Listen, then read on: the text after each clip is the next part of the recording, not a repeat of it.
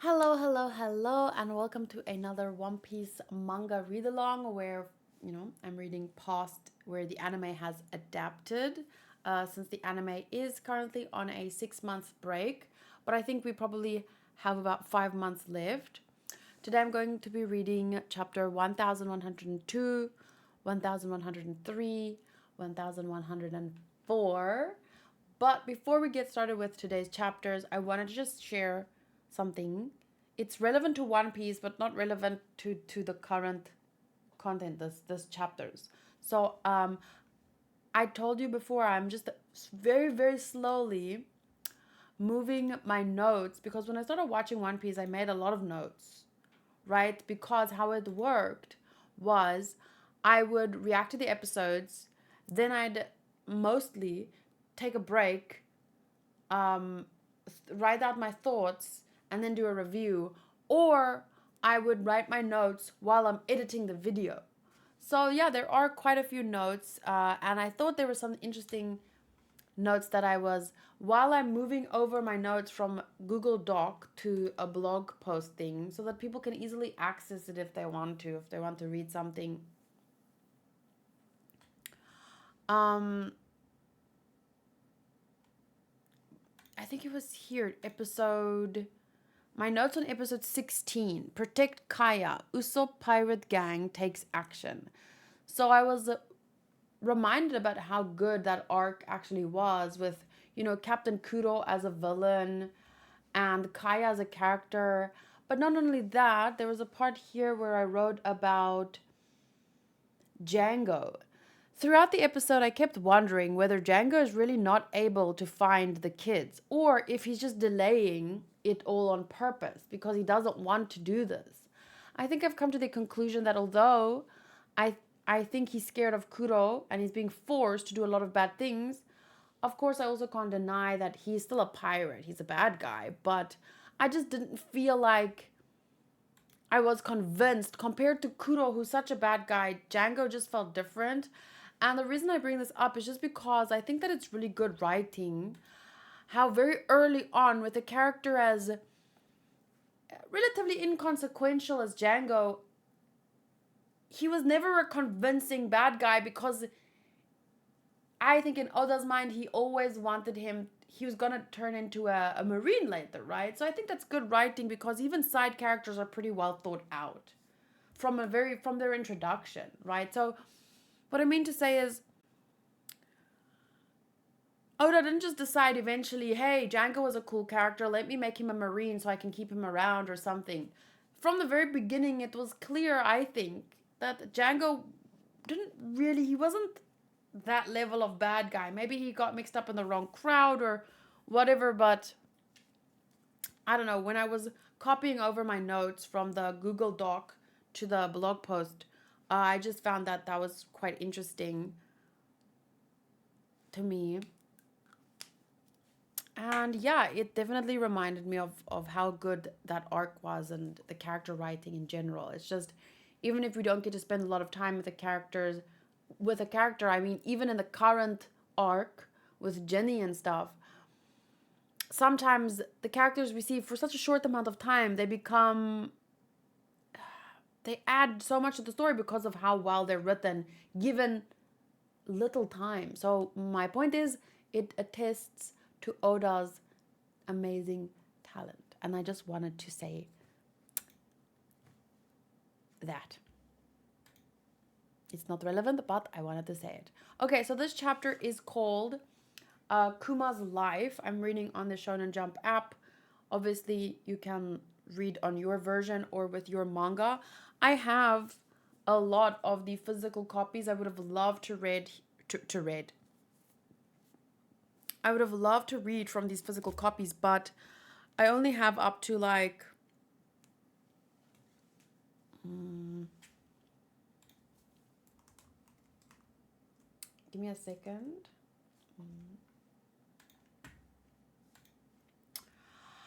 I only have up to 99, so I still need 100, 203, 104, 206, 7, 8, and 9. Because I buy the versions that are 3 volumes in one, so like an omnibus. But that means if I want to buy the next one, I have to wait for 3 to come out and this to be made. But I mean, it has to be translated first. It's a whole thing. So I'm probably not going to buy the rest until, much, much later, and I can buy them in a group or something. So yeah, I'm very thankful for Shonen Jump app that I can so easily read on my phone. I know that a lot of people say I should open the desktop app, but it's so convenient on my phone. And also, I don't want to show the screen for obvious reasons. I just think that with copyright and stuff, I think my anime reactions are more transformative. The screen is faded. No one watches there first. I pause, I talk. But with the manga, I don't know, I feel like people could skip through my video and just read the manga here if I actually show it. No one would, but I just feel manga read-alongs are not transformative enough considering the content. I don't know. I just feel better reading it on my phone, and you guys can read it on your version, right? Cherry is back. Welcome back, Cherry. And apparently there was something else from last time that I wanted to bring up, but I don't remember. I don't think it was something about Blackbeard because we already discussed the Blackbeard stuff last week, as far as I remember. So, chapter 1102 is called Kuma's Life. The cover's picture is, I already saw this last week, so I'm just re-looking at it. Bonnie eating hot dog after hot dog being painstakingly prepared by ravenous wolves. Too cute. Okay, so the chapter begins in another... It's still a flashback, I think, so. This is it, Bonnie. Kumachi's gonna be on this island. Don't call me that. Call me Captain. Fine, fine, Captain. But watch out. The Navy is also on this. Listen up, swabbies. Disembark. We're the dreaded Bonnie pirates. So I think because she was cooped up for so long, she's really like living a fantasy, living a dream here, and taking advantage of every, moment, experience, smell, taste, because she's outside in the sun and the sea, and she's really like living the role. Only scum would do such a thing. Wait, there's a fleet-wide order for their arrest. They've been leaving a trail of injured seniors and children in their wake. Only scum would do such a thing. So that they didn't actually hurt children and seniors, but she turns people into babies and all the seniors. So I'm reading chapter 1102 of One Piece. It was something about One Piece Film Z, but you will see it later. Okay. So obviously there is a big misunderstanding with this pirate crew. They don't actually hurt children and seniors, but we understand why people would think that. What? A huge man? Sure, he was just on the outskirts of town. I'm sorry, Bonnie. I can't meet with you. Why did she have to become a pirate? Don't try to track me down. The funny thing is, I know why he can't meet with her, but he's wondering, why did you become a pirate? It's because she can't meet with you, because she's looking for you. Why wasn't he there? Look, we're all pirates now, so let's take our time searching, Captain. In that case, I want to look for Nika too. That way, when we find Daddy, he'll be so excited when I tell him we saw Nika back at that island. Meanwhile, in the East Blue, after defeating Arlong and his crew of fishman pirates, woohoo! We're wanted, dead or alive. And then look at Usopp showing the poster where he's in the background. So cute. 30,000 the berries. The name Straw Hat Luffy becomes known to the public at large. So that was around the time Bonnie set out to find Kumachi, and Luffy had just gotten his first wanted poster. Rogue Town? Why go there? Well, who oversees that area? Captain Smoker. Why did he want to go there? Jinbei, do you know whose little brother this is? He defeated Arlong's crew? This boy? The answer is mine. He's my brother. Ah, so sweet. He's showing him the wanted poster like, look, do you know whose brother this is? What a strange twist of fate, Dragon. Both of our children are pirates. These are the ironclad laws of piratey behavior. Steal whatever you want from bad guys. Steal! Don't help other people unless they need it. Don't help! Yeah, why not? Pretty sure that's how you apply lipstick. Yes, I'm all grown up. This here on my cheek. What? This here on my cheek so Daddy can recognize it's me. All that's left is to get famous. Then he'll definitely know. Aww, I love the way that she does her lips. And now it's actually because, she's new to being a grown-up woman who wears makeup. I tried to do something like that. Wait. Let me go get my...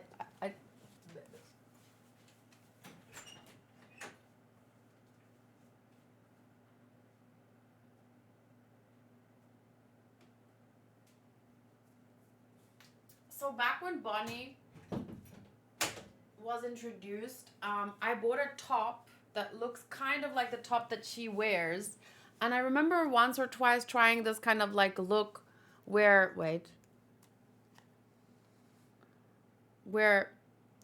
you just apply lipstick to...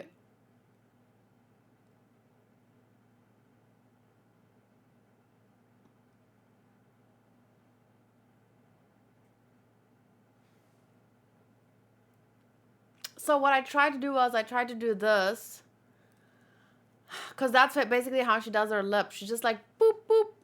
But if you blend it just a little bit, it actually looks really nice. So she just needs an older sister or someone to kind of teach her the ropes, Anywho, so that's really cute. Egghead, New World. I find this eerie. I'm not surprised. They're proceeding well, just like your augmentation. Anyway, did you hear that story the other day about the boy who declared war on the world government? That was Luffy when he saved Robin. Hello, Mike. What? He's Dragon's son? I might as well tell you now. You'll see all my memories eventually. Through some trick of fate, it's a man who challenges the government with the power of rubber. Almost like Nika, the figure I admire so much. Indeed. Orders are orders. I am tasked with killing your entire crew, but I will spare all of you in exchange for the head of Straw Hat Luffy. The government will be satisfied with that. Never! When you said older sister, I imagined Robin teaching Bonnie. I need a fan art of Robin and Nami and the sleepover with Bonnie, and Robin is teaching her how to do lipstick and Nami is doing her hair. I need a fan art. I need this fan art. Oda, please draw it. Please draw it as a cover story. Oda, please. I want to see. Please. Okay. So obviously they say never in reply. What a shame. And then he does the Ursa shock. So this was during, what is this arc called? The spooky one. They meet the brook before that, and then they go to, what is this with oars, the giant thing, zombie thing. I completely forgot what this arc is called. Thriller Bark. Thank you. Oof, this headache. I'm hoping it goes away soon. I already had 2 Panados, so it should ease away.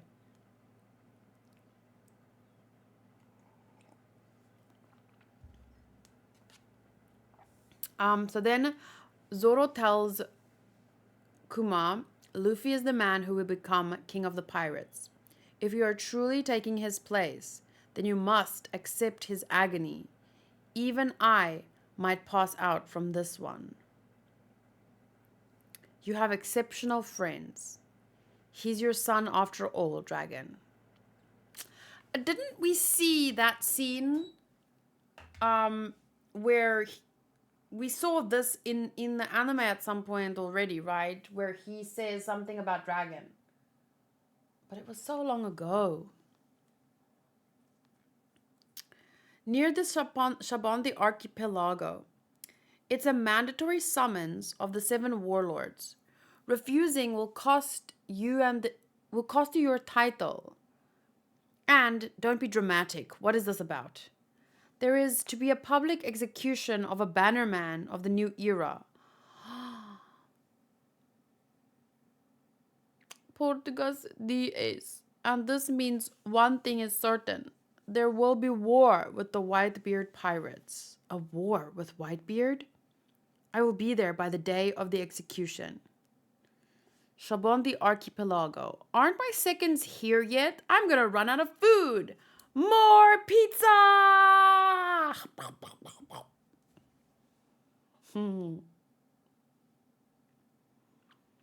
Captain, if you make too much noise, the Navy will come.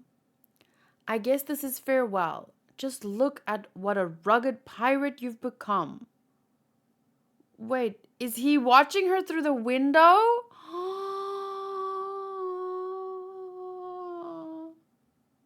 She didn't even know.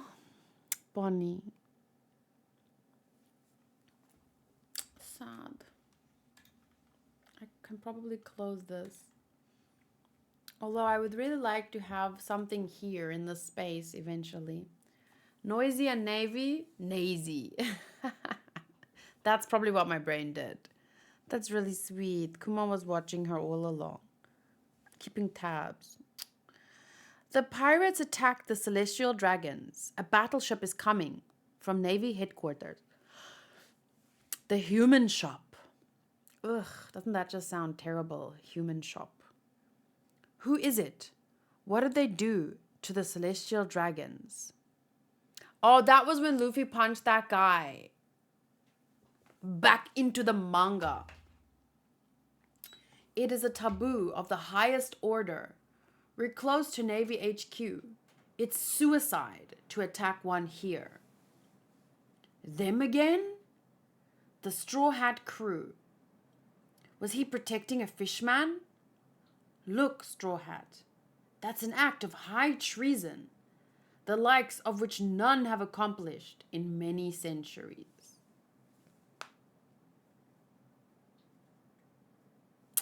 Dragon. Iva. What do you say? Iva or Eva? I think Eva because remember Igor? I'm going to say Eva. But Eva sounds like evil. Iva sounds like Ivan, which is a name I know.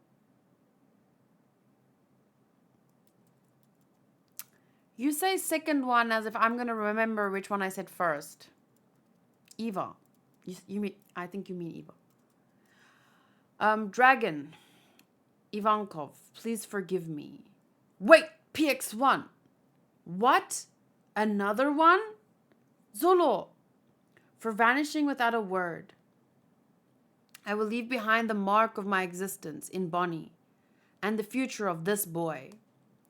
I couldn't save any of them. That is not true. This is just the level of the new world. It is still too soon for the likes of your crew. Don't come here yet. One day in the future, you will be the man who saves the world. Guys, how beautiful is the parallel between when we watched this episode and it ended with the One Piece, the Straw Hat Pirates were annihilated or something. Remember how it ended with no hope? That episode. Whereas here, it's the same exact scene from his perspective, Kuma, and it ends with so much hope. It's his only hope. Like, he gave up his life to save his daughter, and he saved them to give the future, to give them a chance in the future, right? And he says, you will be the man who saves the world. A self-destruct switch? How afraid are you of Kuma? How afraid of Kuma are you, anyway? You are the one who turned him into a terrifying human weapon. You're at the very top of the authority hierarchy. But if he goes out of control beyond the range of receiving commands, who will stop him? And how?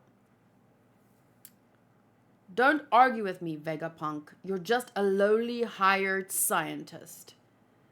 Then, in exchange for doing that, let me retain a little willpower for him. I've just invented a neural pathway that can switch between mental states, like dual personalities. If you'll just let me test it on... I gave you an order, Vegapunk. You will not leave him with any free will. I, too, am a scientist. You cannot deceive me. But then Kuma and Bonnie, they'll never meet again. I'm just happy that you thought of me, Vegapunk. Huh? You shouldn't have heard that. And who was it that gave me supersonic hearing? Well, here we are, Kuma. This is the day I flipped the switch. It's been 2 long years, but I enjoyed them with you. Haha, me too.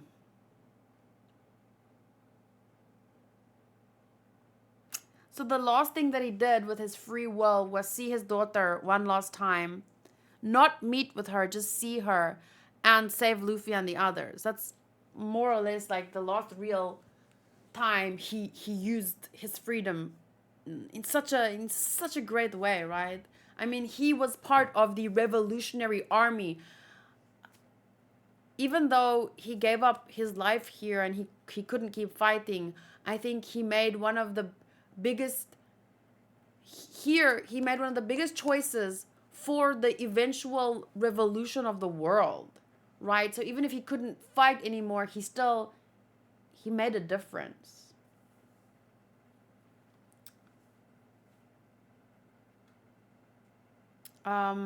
Cherry says, this answered an unconscious question I had for a while. I was confused why Kuma made Luffy suffer through losing his crew one by one and sending him away lost. Luffy was closer, but Kuma always went after the others first. But only now I really thought about how he didn't just want to save them, but show Luffy that they were still too weak. Wow, yeah, that's right. I never realized Luffy was closer, but he made sure Luffy saw how they got sent away. Like, he wanted him to experience in a learning kind of way. It's too much for you right now. Come back when you're ready, because now you're not ready. It made a big difference, right? It saved them probably from a terrible fate. I mean, there's 100 other people he could have ended up fighting too early, and it wouldn't have turned out like this. Could have turned out the way that when Kid fought Shanks, you know?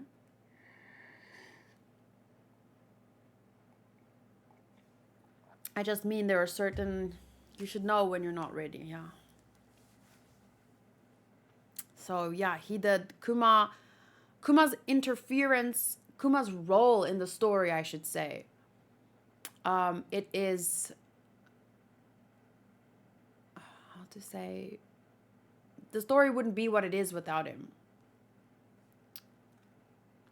Your first mission, so this is page 13 out of 17 of chapter 1102.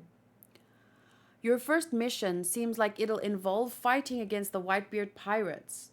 They have ordered a mass deployment of clone soldiers. After that is done, I'd like you to program a mission into me. You want to stand guard over the Straw Hat ship? I would like to protect their home until one of the crew returns to it, even though I won't be around to witness their growth. With an opponent like Kaido, he needed that. What pipe dreams do you see in this boy? This guy talking about pipe dreams. To most people in the world, to almost anyone, everything he wants to create is a pipe dream. But he made it happen because he's Vegapunk. Luffy is the same, I think. To most people, what Luffy does seems unreachable, impossible. But it's Luffy. Something in his actions shakes the very core of my being. Nika is only a legend, but I instilled into Bonnie the stories of a warrior who rides the rhythm of liberation and brings smiles to all. If there is a hero who will bring a great transformation to the sea, I think it must be him. A revolutionary making a bet on a pirate. Quite the dark horse you've chosen. Peh, peh, peh. But that contradiction is proof of your humanity. Yeah, none of us can... It's like, even the idea of pacifism, people who fight for peace, and like the whole Kuma pacifistas and whatever, I think that is what makes us human. We have contradictions. We can believe one thing but do another. We have exceptions to our rules, and like, we're not robots, right? But we're not animals with complete, so much more chaos either. It's like we're in between. The contradiction is proof of your humanity. Now, time to provide me with my material for scientific research. We had a deal. Hi, Panya. This is where I am right now. I should probably have a little, something like this could work. Paint.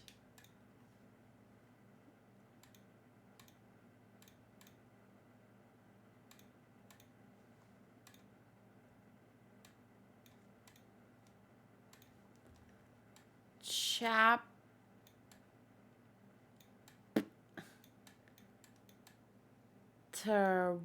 1102. We're right at the end. Okay, so last time, Vegapunk says to Kumachi, that contradiction is proof of your humanity. Now, time to provide me with my material for scientific research. We had a deal. Once you emit that, do the memories in your mind vanish? No, it's more like a copy, but it will vanish once touched. Not to worry, I've built a system that will allow me to see inside without contact. Place it over here. This will be quick. It's a clean, clinical process. I'm a scientist. So that's my life. How much of a nuisance was I in the end? You weren't a nuisance. You did so much. Don't say that. What is life but being a series of nuisances? Also true. So he was born into the world to his mother and dad, and they called him Kuma. He was made into a slave at a young age. His mother died first. His father was shot because he was trying to cheer up his son. Then they took him to... Yeah, he is the definition of a saint. Oh my gosh. I feel like I want to cry, man. He went onto that island where he met Jenny and Ivankov. Then he was a revolutionary.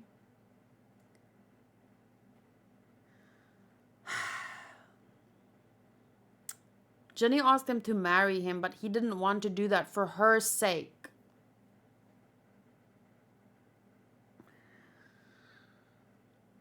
Then he had Bonnie after Jenny died.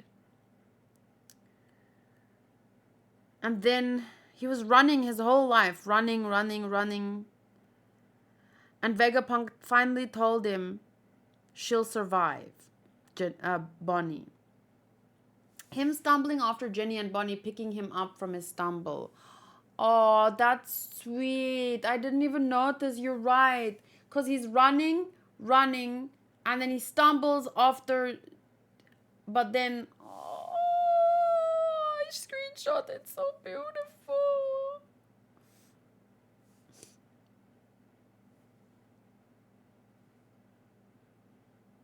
And then he's just happy that she'll survive.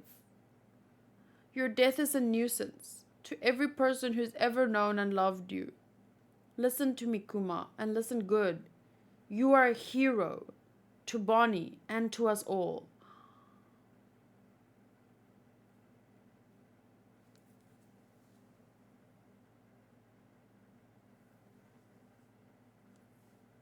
Yes, I already know. Thank you. And when he's crying for saving Bonnie, if you should see Bonnie, would you pass a message from me? Tell her I wish her a very happy 10th birthday. Man, this is sad. I've never ever cried during reading something because I think I feel too far away from it. I'm too used to hearing voice actors, music, and like all of the stuff. And in general, I'm not a crying kind of person. Like I've told you guys before, I don't like to cry. So I only ever cry when I get caught up in the voice acting and the music and like it's overwhelming. But this, I don't think I've ever been closer to crying than this. While reading something. Especially, I don't know why, like, seeing Bonnie cry is extremely sad, but seeing him, Vegapunk switching over, like pulling the switch, basically, imagine having to essentially kill someone you love. That's tough to see, right? Cherry says, I did cry reading this.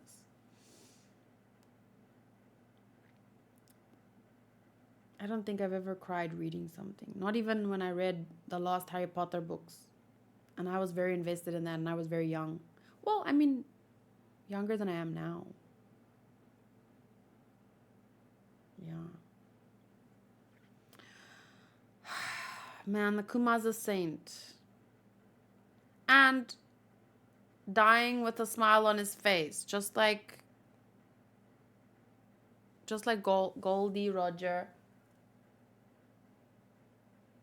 And just like Luffy almost did. Remember in Rogue Town? With the lightning and everything and Luffy was smiling, right? There were more characters that have died with smiles on their faces, though, in the story. This is going to be tough to watch. Thank you for saving Bonnie. If you should see Bonnie, would you pass a message from me? Tell her I wish her a very happy 10th birthday. And she touched that memory bubble. So she knows how much her dad loved her. That is such a difficult thing to imagine. Like, imagine her feeling her dad's physically taking on her dad's whole life, all the pain he went through, but probably also maybe with the good memories that came with it. I mean, but she must have understood better than anyone else how much he loved her, how much he loved Jenny. Okay. Chapter 101, 1102. Finished. Especially at her age, it's a lot to take in.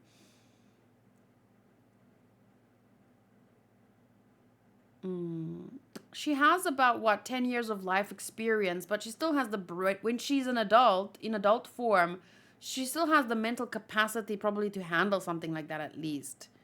But I don't know how brains develop. I don't know if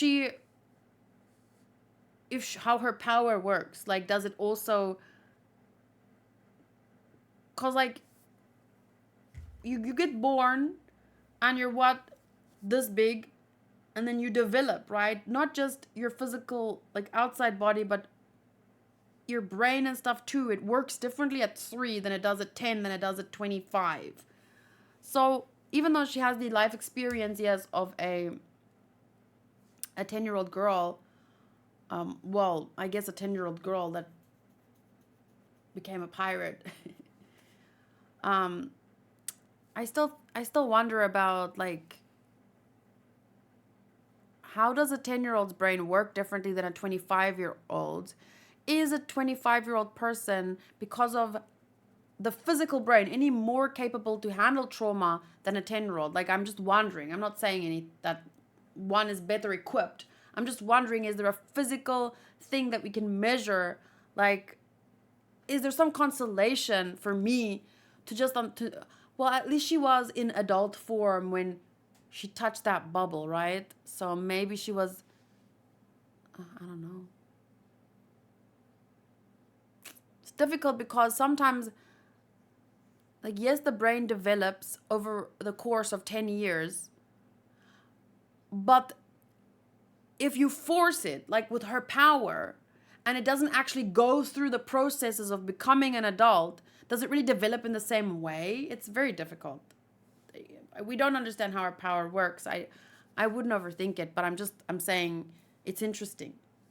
Okay, so please, let's continue. Either way, it must have been very difficult for her, but I want to get to the next part where, I don't know, we need something happy. Something happy. A win. We need a win. After all this sadness. Kuma's whole life, like, despite everything, he did so much, but it was a tragic life. So I'm saying, I just want some joy right now. Okay, so this is a very, very nice cover photo. I love how Usopp and Zoro are, like, look how cute they are together. Oi! Oi! That's so nice. And I've been listening to Bink Sake so much recently, so this picture makes me want to sing Bink Sake.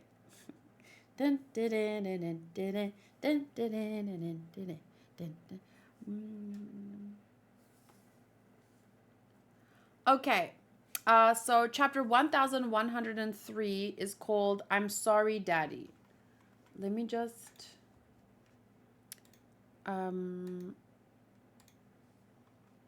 put here. This was called Kuma's life. So it kind of was an overview of what happened in his life and the difference that he made. And then we have 1103, and that's called I'm Sorry, Daddy.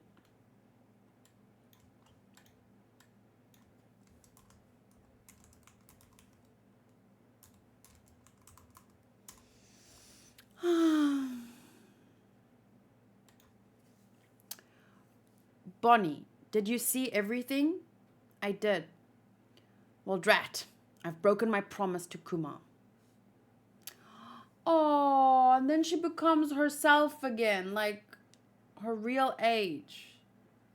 I'm sorry, Vegapunk.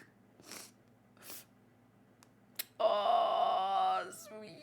They spent so much time together, and then she thought so badly of him, of course, because of what happened to her dad, and then now she found out the truth. I'm sorry. What is it? This is a present for your 10th birthday. Kuma left it with me. From Daddy? Yay! What a beautiful sapphire. This necklace is shaped like the sun. I'll treasure it forever. This is quite interesting. Do you guys think there's any kind of meaning behind why her the what is it called? Font. Why is the font? Is it just because she's so happy and like this is her childlike voice? Like, do you see the difference in the font? I wonder if there's just, maybe it's just because she's, she's back to her child self. She's super happy about getting a present. It's just like, it gives a little bit of charm to the text. He said it would be a good luck charm for you, but, indeed, 2 years ago, who could have imagined that boy turning into this? So, Straw Hat is the son of Daddy's friend? Yep, I was shocked when I saw the two of you show up here together. Fate is such a strange thing sometimes. While you were in this room, a number of dangerous things have happened on Egghead. The Straw Hat crew just saved my life minutes ago, in fact. I'll tell you everything. Let's go back and meet up with them when things have calmed down. I'm sorry, Bonnie. In the end, I'm nothing more than a hired scientist. No, it's not your fault. It's all him. The spider demon devil himself. We're back to the present moment. Jewelry Bonnie, the pirate. Your father, Kuma, is dead. Damn it! Why can't I move? Bonnie! Messi! Someone! Messi! Sorry, repeat. Niku! I want to, but I can't move. We've captured Vegapunk's bodyguard, Sentomaru. And then Kizaru is just thinking about Sentomaru, Bonnie. What's the situation? We don't know. Commodores and below can't go in. A brand new Emperor of the Sea holed up on the island? I suppose it's too much to hope no one dies. Oh, who's this? Where's this? They say it's a bigger siege than at O'Hara. Is Dr. Vegapunk going to be all right? Also, maybe these are just like people around the world reading about the news that... Okay. If Kuma is running off of some fragment of his true instincts, where do you think he'll go, Ivankov? If it were me, I would charge Marijoa without a second thought. But Kuma's different. I think he'll... ...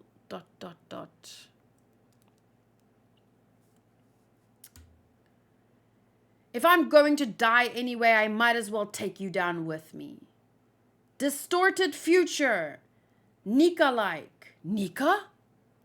Nika-like future. So that's when she turns into kind of like... Again? I'm getting weaker. Why? Ah, I see. You're his daughter, eh? And you know that name, but... What if they tried to kill the Buccaneer people just because they knew about Nika? Like, clearly they want to hide certain parts of history. They'd kill thousands to do that. So maybe the Buccaneer people were especially close to or believed in, or maybe they simply died because of their belief in Nika. Because I'm always wondering, like, why the Buccaneer people? Why? You know that name, but you don't know what it is. She doesn't seem to have made the connection between Nika and Straw Hat's white-colored form. Such a shame. Hey, who gave him food? Put sea prism stone cuffs on him at once. Who gave him food? Was it like a robot or something? Because, on Egghead, they have robots and food machines and stuff. Maybe something just... I can't see. There was just suddenly food.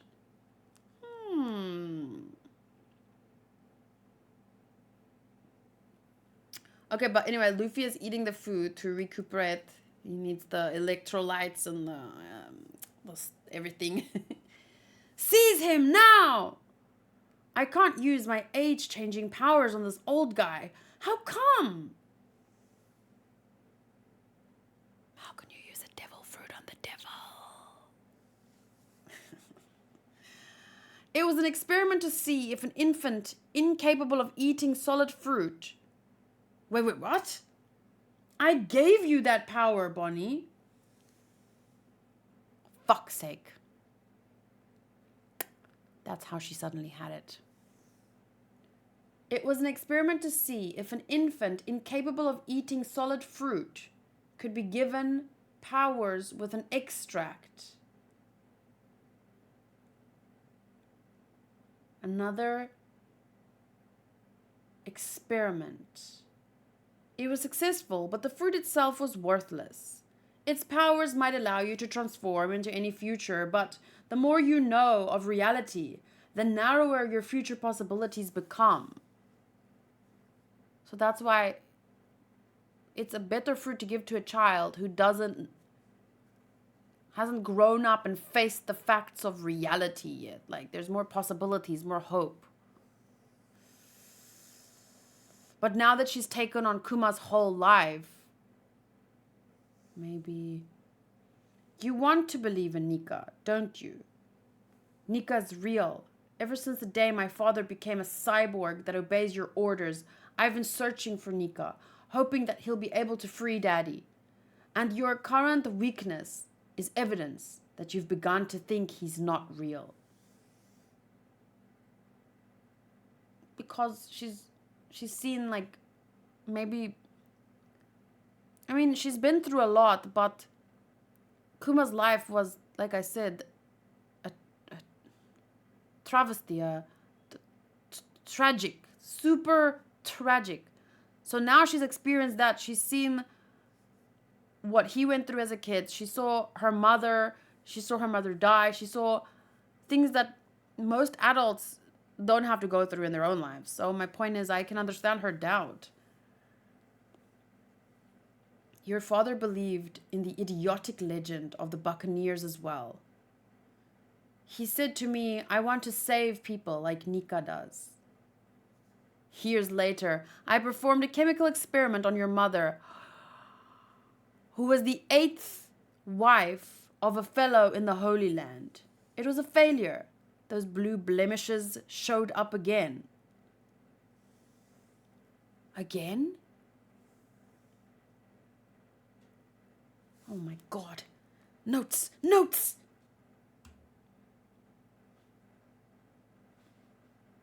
Sorry, I'm just screenshotting so that later I can write this down. So he performed a chemical experiment, but it was a failure and the blue blemishes showed up. And then it was passed on to her, but she was healed. Thanks to Vegapunk. But although it didn't have the desired result, I found it quite curious that the same effect was passed down to her daughter. And then something crashed. Kadoom! What just crashed onto the island? You did all of that? As an experiment? Oh! Vegapunk! You did that as an experiment, Saturn? Those sapphire scales tore Kuma's family apart. He gave up his life to stop them. And you had the gall to offer him a deal as though you were doing him a favor? Put yourself in my shoes. Would you bother yourself with the feelings of insects? It's impossible.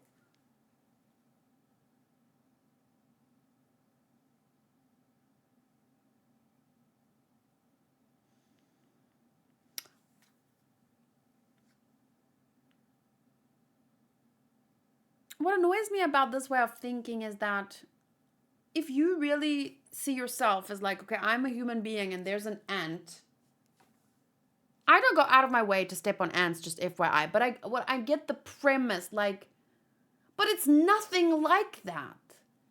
I can't communicate with ants. I can't even, like, there's so many, you can, don't even, this is not even an excuse, just,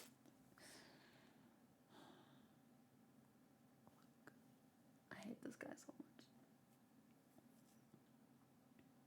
Like, just because you can't communicate with someone doesn't mean, but there are different ways. I'm not just talking about talking. Like, I can't even sign language to ants. I can't draw a picture and like try, and an ant is an ant, and so my point is I'm trying to even think like him, but it's nothing. It's not even a little bit the same, except that he sees himself as vastly powerful and they aren't. But it's like a delusion in his head, or it's like someone who, it's like, imagine if some bodybuilder looks at a baby and is like, this is an ant.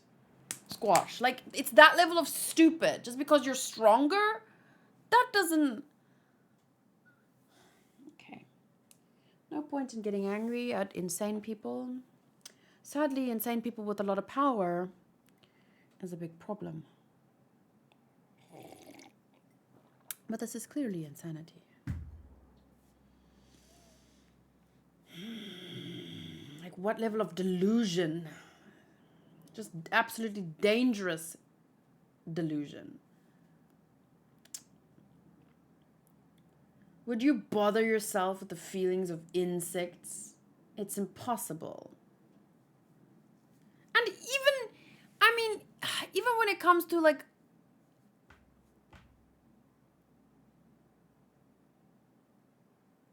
what kind of person, he did experiments on them. Like, how can you not even feel... No, he's... You know what psychopaths are? Well, like, imagine the most extreme version of a psychopath, sociopath, delusional demon. There's nothing more dangerous. Okay, so a pacifista falls to his knees. Huh? A pacifista? No, he's got pads on his hands. Former warlord of the sea, Bartholomew Kuma has appeared on the southwest shore of Egghead. He's proceeding toward the center of the island. The authority chip isn't working on him. He just won't stop. What nonsense is this? Kuma couldn't possibly be here. Kuma? But why? Shoot him! Shoot if you must! Oh, wait, he's not shouting it. It's him. Shoot him. Shoot if you must.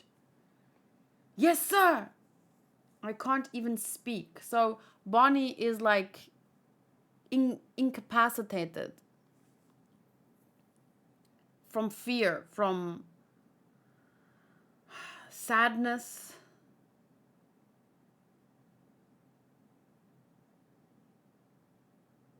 I can't even speak. So this is so difficult to read because there's so much action, explosion, running, emotion, but then in her mind you hear her voice just Hey daddy, I think my spirit is breaking down. It's like the biggest contrast.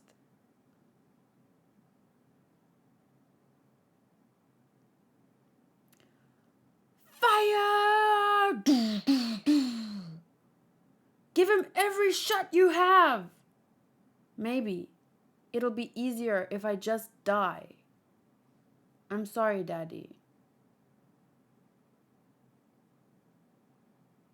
Enough of this squalling, you obnoxious brat. So she's crying, I think, like a 10-year-old girl would cry after having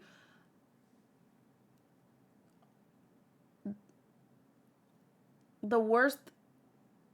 I don't know how to even put into words how everything that she saw, everything that she's experienced, how she must be feeling right now. But she's crying like a 10-year-old girl who lost her world, her mother, her father, her hope. Shoot him through the head. And beep, beep, beep, beep, beep, beep, beep, beep, beep. Doom. I'm sorry, Daddy. After all you did for me. And he smashes her to the ground.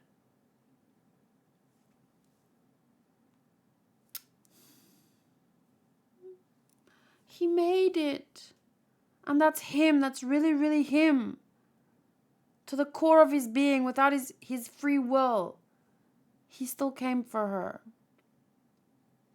There has never been a better anime dad. And once again, we're reminded about what Oda has 2 daughters. Like, imagine the place from where he wrote this. Whoa.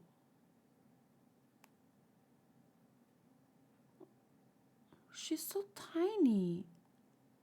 In his hand. Oh. Oh.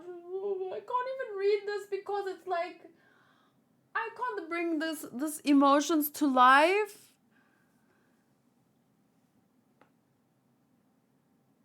It's Bartholomew Kuma.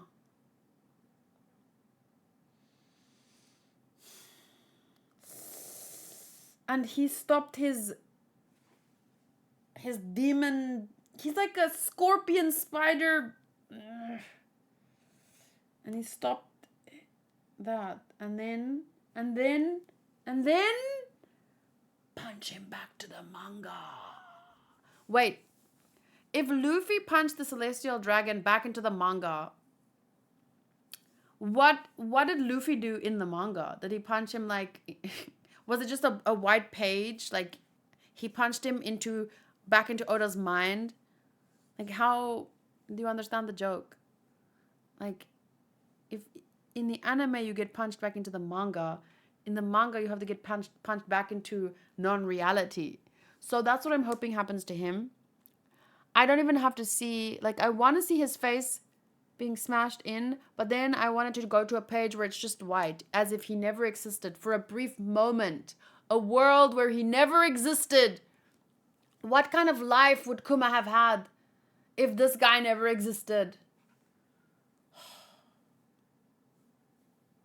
He is a hero. Number 1 dad.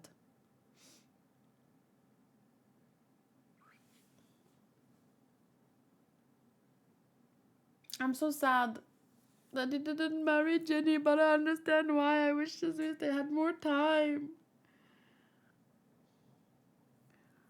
Wow, the next chapter is called Thank You, Daddy. The one is I'm Sorry, Daddy, and the next one's Thank You, Daddy. This is going to be so tough to watch. No wonder they took 6 months off. People, the voice actors. Imagine the voice actors. Who's Bonnie's voice actress? It's not going to be easy. And honestly, this is something that can only really work in anime format for me. Because I'm thinking it's going to be great in the anime. But I was just thinking, imagine if an adult actress had to play out this scene like she's actually a little girl in an adult body, Like, it could come across very strange very quickly, but I just feel like manga, anime, this is the perfect format for the story. I just quickly want to check.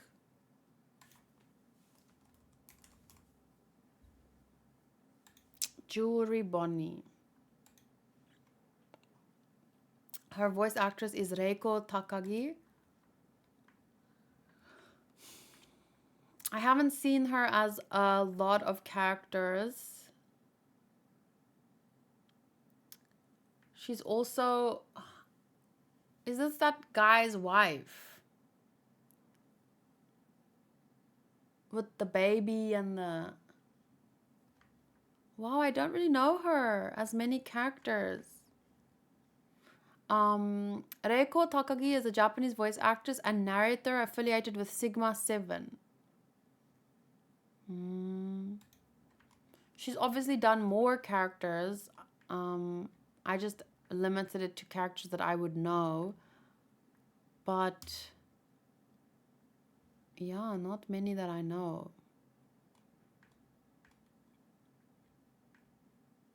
This is going to be a tough scene though. Last time we talked about how Kuma's voice actor as a child is Bakugo, right? Like, to hear my son go through what he's gonna go through in the anime, I don't know if I'm ready.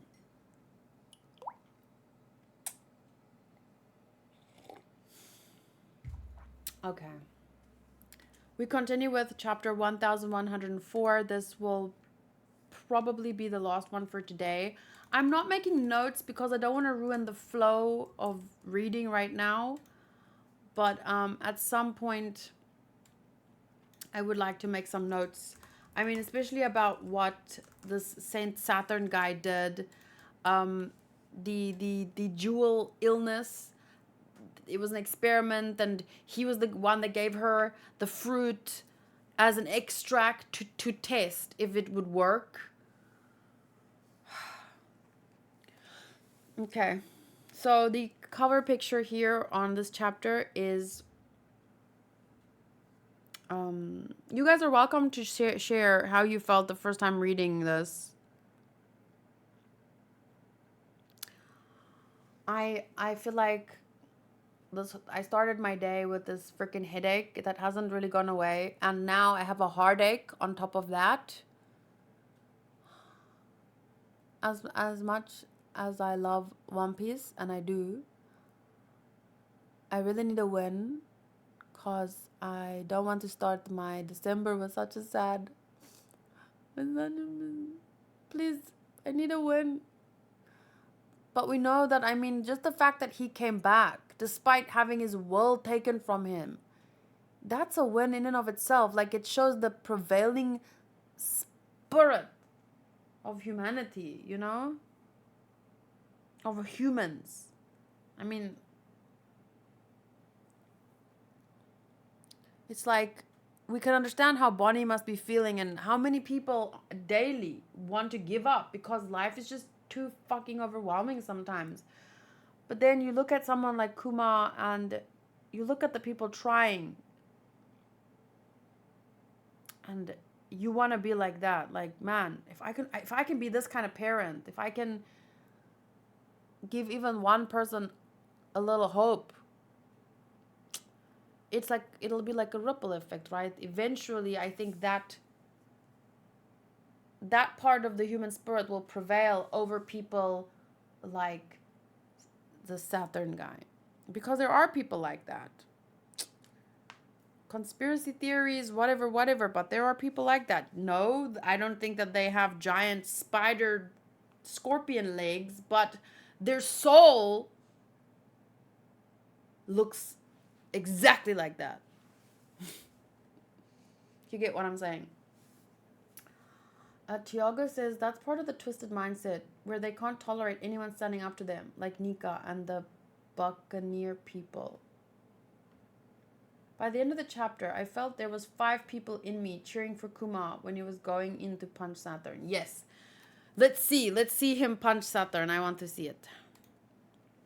So we're on chapter 104 right now. The cover is Sanji delivering a dessert to a newly engaged rat couple at a restaurant by Toshika Zu.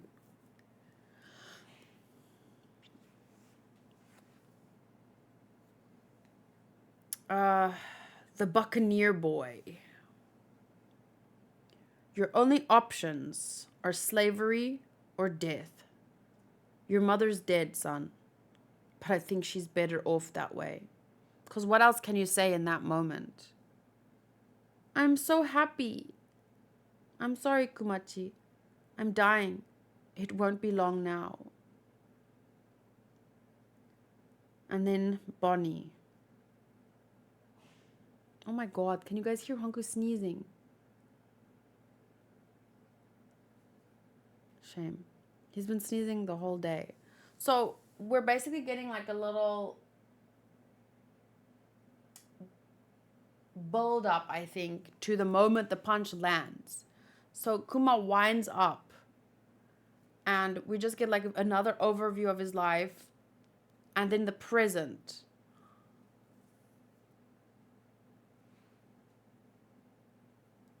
Bonnie is crying and I think she's back down to her child form, her original form. Why is this happening, Vegapunk? He should be dead. A few days after the Revolutionary Army took Kuma away, I pressed his self-destruct switch. Huh?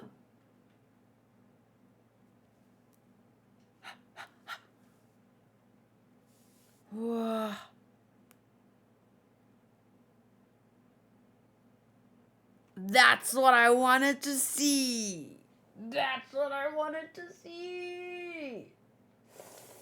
The only problem is that it doesn't solve anything, but he had this coming. Oh my god, did he have it coming for a long, long, long time? I hope he feels it into his core. That black hole that is where his heart is supposed to be. I hope you feel the pain punch. How do you even... But it's not even satisfying enough. It's too much. This guy's too evil. He's not just ignorant or stupid or like brainwashed into believing. Like, I don't know, but this is... I need more. I need like 10 of these pages. Punch, punch, punch. Whoa, look at that fist. Look at Kuma. Kumachi. This, I have to put this. The thing is, I want to print this and put it on my wall, but I don't want that guy to be in it. I just want Kuma's fist. You know, like justice. This is good. This face is good to me. Wait. This one. Like that. That should be on the thumbnail. No, I won't put it on the thumbnail. But it feels good, but it doesn't change anything. It's too painful. Because everything's already... But hopefully it will change things. If Saturn can be defeated here, I mean, there's hope in that, right? That the world can really change if this guy gets defeated now. Saint Saturn! So then crashing, kabamming, kashunking, thwomp. Everything is falling down around him. Look at the town. What is this? What's happening? Did Kuma do this? Hey, punched out? Oh, this is going to be good in the anime. They're going to focus in on these people's faces. Just like... One of the 5 elders? The very highest authority in the world. I love that Kuma got to punch him out.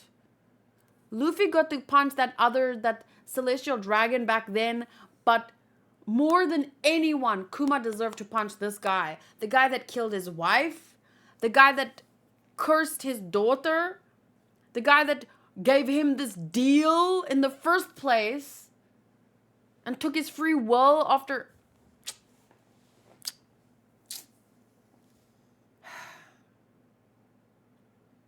Rescue Saint Saturn at once. He's trapped under the buildings. A slave just punched the man at the pinnacle of the world.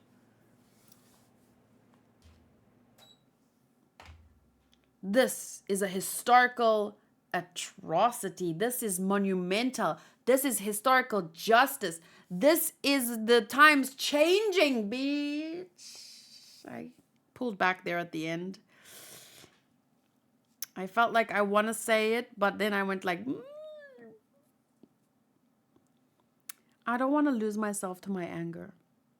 But a historical atrocity is not the word. Yes, we know it's how they see it, but I can't call it that because there's nothing more. The opposite of atrocity. What is the opposite of atrocity? Wait, let me Google that.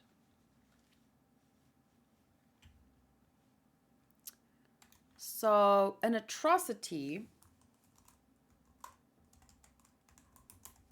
is an extremely wicked or cruel act, typically one involving physical violence or injury.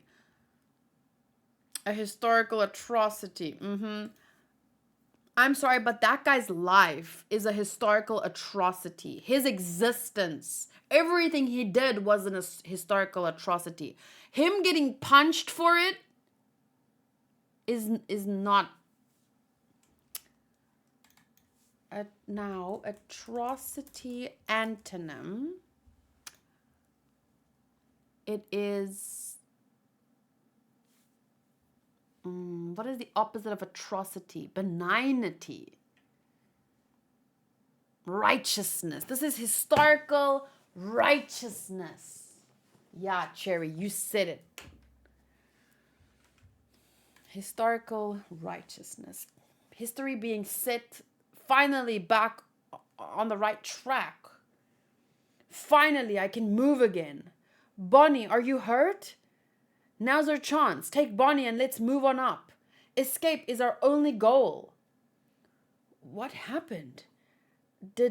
I did not attach any Wait, what happened? I did not attach any self-destruct switch. He didn't? So that means he went against his Saint Saturn's will, because Saint Saturn wanted a self-destruct switch, but he didn't give one. So what switch did he pull? Maybe subconsciously he put in that neural pathway thing, or a version of it, or an underlying glitch that was a good glitch. Like, maybe Vegapunk made a mistake, but it wasn't a mistake. Subconsciously he wanted...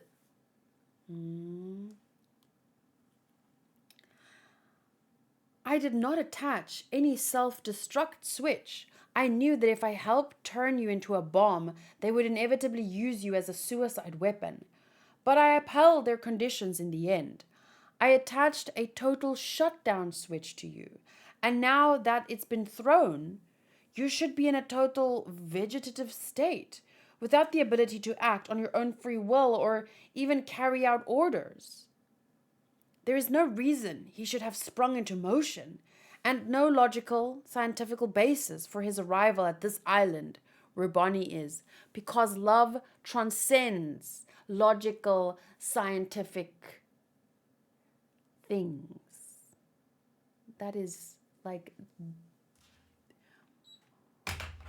There's a lot of things in this world that we take for fact, like, you know, the sun coming up every morning, because that's how it's been for thousands of years. The sun comes up every morning. I mean, you can't physically always see it, but the sun rises and it sets. The sun rises and it sets. But it's only the truth because that's all that we've seen, right? So my point is, there are truths in this world, but we can never really know them, because tomorrow it might be different. Tomorrow an asteroid might hit us and we might scoot over to the left a bit in the space, and then the whole planet could die. We don't know. Nothing is really, except the one thing that is for me, it's true because we can't put it into words. It's so true that it surpasses our human capabilities to even describe. And that is love. And that's why he can't explain this, no matter how good of a scientist he is, no matter that he can invent all these things, but there's something that, no matter how, this is it. No logical scientific basis for his arrival at this island where Bonnie is. So, is it true then? It is not the physical strength of the buccaneers that makes them remarkable. For at one point in time, they what? Well, it's over. Kuma! Where's Straw Hat? He disappeared before we could apprehend him. I don't want to make that report. Thank you, Daddy. I saw all of your memories. Mommy was such a wonderful person. And you wrote me all those letters after all. I was so happy to find out. Everyone calls you a tyrant. But I know my daddy is the kindest and most wonderful man in the entire world. Fuck this shit. See, that is my... Why is that my go-to response? Fuck this shit. Because it hurts me, so I'm trying to push it away. I'm trying to be like, nah, go away. But I don't want to feel this because it's too painful and sad and beautiful and like... I'll never, ever forget it. And then, as she hugs him close, behind them, another building crashes to the ground. Ah! Saint Saturn? Oh! Vegabunk! How do you explain all of this? Was it your doing? Well, I suppose it must look that way. I could call it the power of love, if it makes you feel any better. He said it! But it's so unscientific. Someone like this bitch could never understand. Never! I want to sing and dance and like bang on drums and like blow horns and all kinds of things. I want to celebrate. But I just want to laugh in your face. You'll never understand. It's the antithesis to who you are and what you are. And I hate talking to my phone, but what am I supposed to do? I don't have a punching bag. I need a punching bag with this guy's face on it. I see. Then it is a flaw in the human form. An error in the programming. Farewell. I have no more use for you men. I don't know. What's he doing? Hey, how come his body is regenerating? Look out, Daddy. Move out of the way. Don't do anything. Wow. This is why, for the first time in 20 years of airing of this show. Wait, how long has the anime been airing? But for the first time, they were taking a 6-month break because they needed to animate the pinnacle of the story, which is the power of love.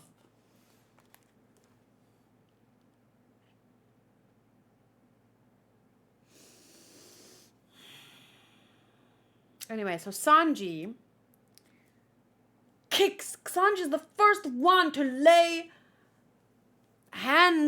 foot on Saint Saturn, I think, to break Bonnie's heart. Spider Gramps. Kumojiji? Don't do anything to break Bonnie's heart. We owe Kuma a great debt too. Radical beep. Shwing. And it's true. You've developed very well. So Frankie's radical beam goes right through him. Oh, I hope this is Kizaru's moment. I hope he sees now what he couldn't really see before, like what is truly right, what he could look past because maybe he believed he was part of the Navy, he was doing the right thing. But I hope this is Kizaru's moment. So, show me you've grown. Frankie! No, what are you doing? And then Bakum, what? That is not moving, Vegapunk. Can you carry him to the labo phase? Okay, Atlas carries him. I got this. Wait, what is Kizaru doing? No! Where are you standing? You're on the wrong side! Now that even Kuma's in the scene, I'd say we've got an abundance of players, wouldn't you? Let's finally end this. Can't take the pressure? You're a sad man, Kizaru. Yes, I'm a miserable sight. I should have brought darker shades. Why? The Buster Call has been activated. The island has been declared a threat to the world government. All warships prepare for bombardment. Bombardment, that's a difficult word to say. Burn it to the ground in the name of justice. Liar! That's not justice. I resent and reject your definition of justice, of atrocity, of... You guys are just, you're using words wrong. This is not justice. I know in their perspective, they think they're right, but I'm saying I reject it. Those who study the secrets of the world, those who possess the blood of a lost people, those who have awakened an ancient god, this island is full of people who must be eradicated. What do they have on you, Kizaru? Do they have your wife tied up somewhere? Why are you doing this? I can't believe that someone like him, he's not a bad person. I just don't feel it. They've got something on him.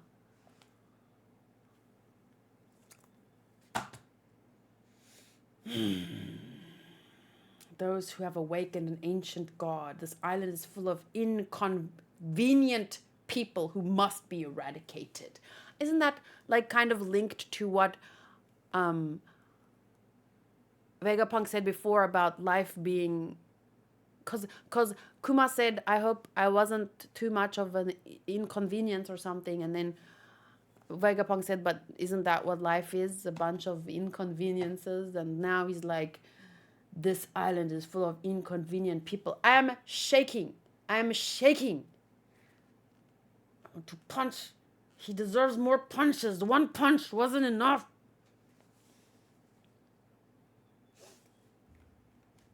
What time is it?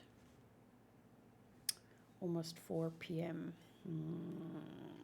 Shall we read another one? Or are we going to end it there? It's no wonder Garp didn't want to be an admiral. Who would want to work under that or the celestial dragons? Yeah, the further away you are from that, the better. But that's what I'm wondering.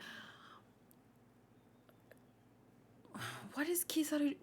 What do they have on him?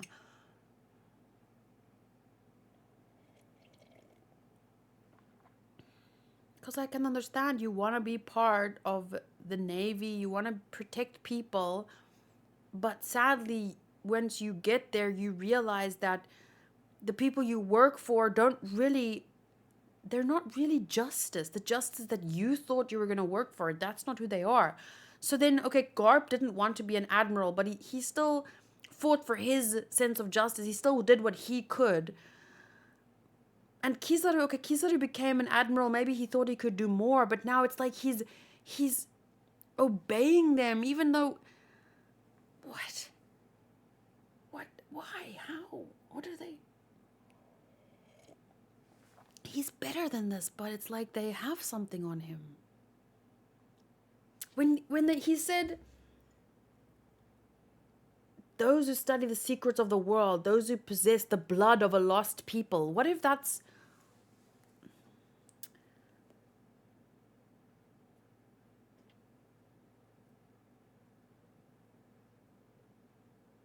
it's too much for me. It's too much. So Saleh says, a cog in the machine, a sad man. As Vegapunk says, I do love Kizaru's response. It shows he's a coward, but he will enact the marine system, even if it means hurting allies. A contradiction, just as Vegapunk talks about. But this is too big for me. There are contradictions, and then there's absolute insanity. This is to go so much against what you know is right. It's like, because I just don't see Kizaru as this type of person. Like, we do have, all people have contradictions, but and this is too much.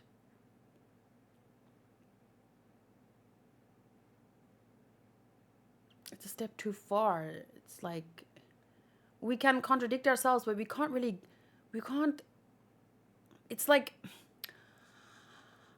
it's like people have contradictions, but here's one extreme. Like, imagine Kuma punching Bonnie in the face. Like, you can go against things you believe, but there are certain things that your body will not allow yourself to do. No, that's just not who you are. And what I'm saying is, I have this feeling that, and this is a theory, obviously, I'm just saying, Kizaru is not doing this just because, well, I'm an admiral, I guess. This is just my fate. No, it doesn't. It feels like there's more. It's the same that I feel about not Akainu, Aokiji. I can't just believe, Aokiji wanted to be admiral or whatever, and then he lost to the other guy, and then wait, no, he didn't wanna work for Akainu, so he fought him, but then he lost, so then he left. But then instead of just being an independent or going to work with the revolutionaries or starting his own thing, no, he went to work for Blackbeard. There's more to it. There has to be. I'm not saying that's an objective fact. I'm saying that's the feeling I get. That's my theory. So my point is, I get the same feeling from Kizaru. Like, okay, I get it. People are contradictions, whatever, but this is too much. Kizaru is better than this. I can feel it in my bones. There's something else at play here. Why? Why is he so sad about being this cog, but he continues? He fights for this thing. There's more. There's a reason. It's not just, meh, I'm an admiral. Meh. Let me carry out justice or evil under the veil of... No, there's more. There has to be. Cherry says, I will have to read with you. I only had time to read up until here. Let me just see the next title. Oh, it's a carrot on the... I love that. I love Carrot. She's a good example of a character that I didn't initially... Like, I liked her. I always liked her. But I didn't really like... She wasn't that special to me. She was just a cute bunny. And then with time, I grew to love her a lot. I'm reading it. I like the title. The Height of Folly. Okay, one more. The Height of Folly. That's a great title. Because of the meaning behind it. Like, there's nothing more fucked up and ridiculous than this. But said in a more eloquent and Oda way. The Height of Folly. Let me just Google the meaning. The Height of Folly meaning. It's an expression that means something extremely foolish or rash. So it could... Okay, there could be different... If something is the height of folly, it is completely ridiculous and will end up badly. But it depends... It could go two ways. I'm thinking this way. I'm reading it because I'm thinking this way. But let's see. So the cover picture is Carrot cooking a stew and preferably taste testing it by Odomania's brother.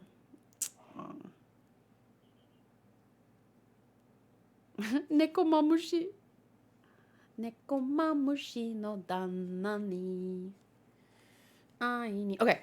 So, one last chapter, even though I know that I shouldn't, but I have to. All ships, prepare to fire! It's a freaking buster call, guys. It's O'Hara all over again. I didn't even realize that part. It only sunk in right now. O'Hara? Ohana? Wait, Ohana is from Bleach. O'Hara is... I'm getting confused. Can you...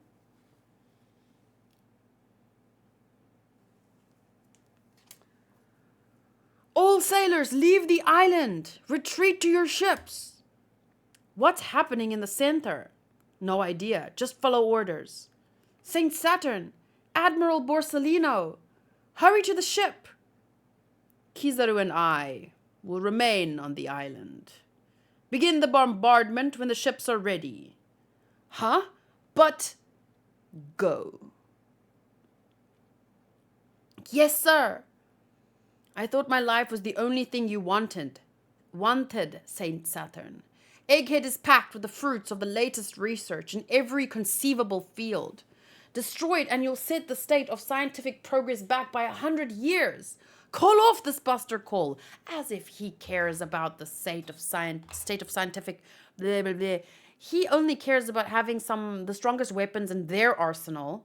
Anything else? No. He would take society back 200 years if that meant preserving their structure, their system. Please, Kizaru, are you still hiding something? Perhaps something troublesome to the world government? We do not need progress. I told you. Okay, wait. I just want to sit up straight. Okay. It's for the sake of humanity. I did forget to mention that I've ordered a strike against the ship that escaped this island yesterday. What? After all, it's possible that someone on board knew something about the Void Century. I sent battleships after it to ensure there will be no survivors. How could you do such a thing? They know nothing. They've committed no crimes. Oh, was he unaware of what happened in O'Hara with the ship of people who knew nothing? I mean, he saw what happened in O'Hara. I guess he didn't know that they didn't just kill the island or destroy the island and the scientists, researchers. They also killed the civilian ship of people who just happened to be also on the island with the researchers. You caused this to happen to them, Vegapunk. You broke the law, just as they did at O'Hara. You could not overcome your lust for knowledge, and so you had to go digging up the past. Man, I hate it when people do that. Like, imagine strapping a bomb to someone's chest and telling them, go steal $50,000 from me at the bank and don't talk to anyone, no cops allowed.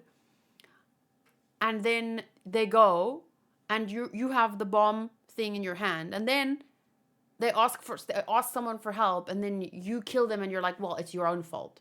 Excuse me, you were the one that strapped the bomb to their chest. Like, don't make it someone else's fault.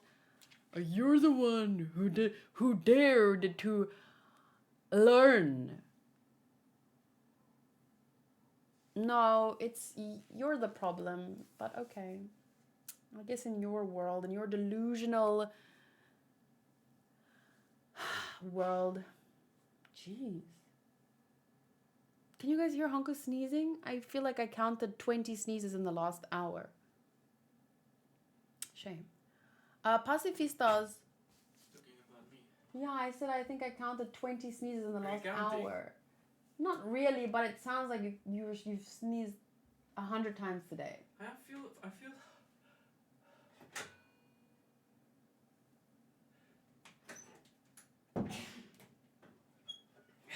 okay. I feel fine. But My eyes aren't itchy, anything. It's just I can't stop sneezing. So weird. need to get food. Shave your beard. It's December. Maybe there's something in your mustache that's tickling your nose.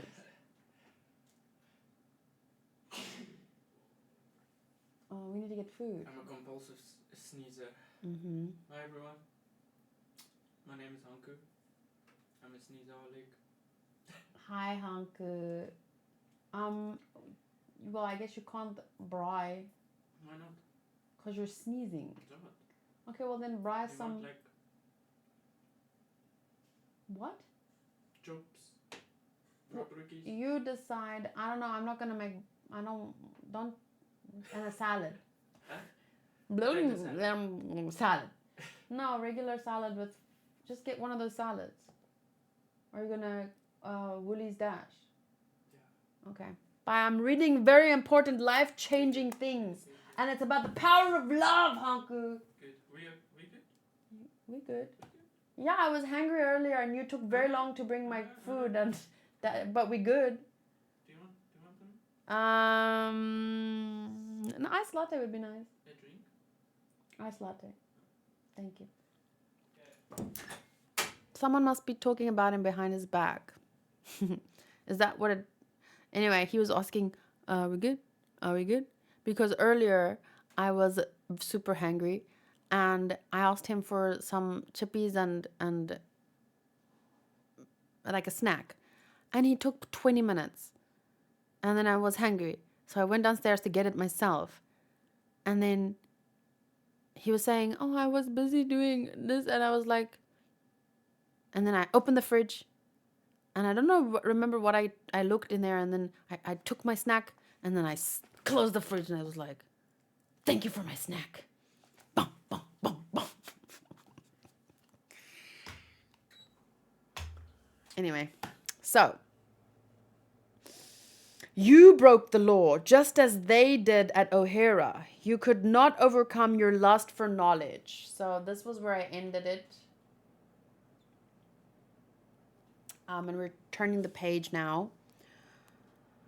Pacifistas are in standby mode on the island. All other sailors, get to the ships. Ship 54, all green. Ship 21, all green. Hurry! Get in the vacuum rocket while Vegapunk is distracting those guys. We'll meet up back at the entrance of... We'll meet up at the entrance...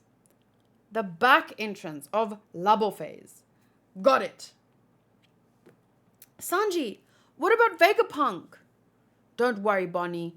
I'll bring him back.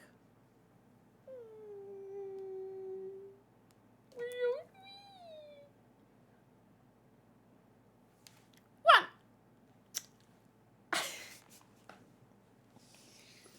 Aww. He'll definitely bring Vegapunk back. Unless a cute girl distracts him with a cup of tea. But if there are no girls in the way, he's definitely bringing Vegapunk back. Don't worry, Bonnie. I love Sanji, but I also love to make fun of him. But you guys see how we are. Yesterday, I make fun of people I love. It's the end of the... If I don't make fun of you, I don't love you. You caused this to happen to them, Vegapunk. Oh, I already read that. Come in, Nami. This is me. What's the situation? We're already at the back door. What's all the noise down there? Labo Phase. A buster call? Yeah! What about Luffy? He's with you, right? Not in my line of sight at the moment. Yeah, what happened to Luffy? Someone somehow got food and then he was gone. Zola's still being held up by Lucci, so Jinbei went to put a stop to that and keep him from getting lost. Stella, I'm so worried. After they moved the Sunny. Wait, what? Oh, sorry, I have to turn it like this. Otherwise it doesn't make sense. Stella, I'm so worried. After they moved the Sunny, Luffy, Frankie, and Bonnie went down toward you. So Brooke went to help Lilith, who got left behind. How many times are we going to have to deal with buster calls? Let's get out of here. Hurry, people. Dodon. Dodon, I think. The problem is the escape plan where the Vega Force 1 takes us from here to the shore isn't going to work anymore. Kizaru ruined it when he destroyed the robot. There's another robot. How does it work, though? I don't know. You see, in my hands, moving a ship across land is but a piece of cake. Very nice work, Bones. We'll be back at the rear entrance in no time. Oh. That's Brooke moving. Okay. And she says, very nice bones. I like that. Who would have thought of turning island clouds to ice for a runaway? For a runway. Brilliant idea and execution. Yo-ho-ho-ho-ho! A compliment from the world's greatest genius? That'll make anyone blush. So how do you stop it at the end? Oh, I hadn't thought that far. Then we're gonna slide right off! What's your plan then, genius? What do you think it should be, Lilith? Ah, so funny.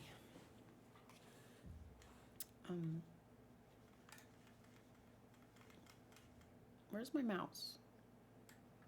It's a bit tough. There we go. Okay, the labo phase above the clouds is still behind its barrier. Fire cannons! Begin bombardment! I'm not on board yet! Destroy the central factory and future city! Careful of the pacifistas! Doom, doom, doom.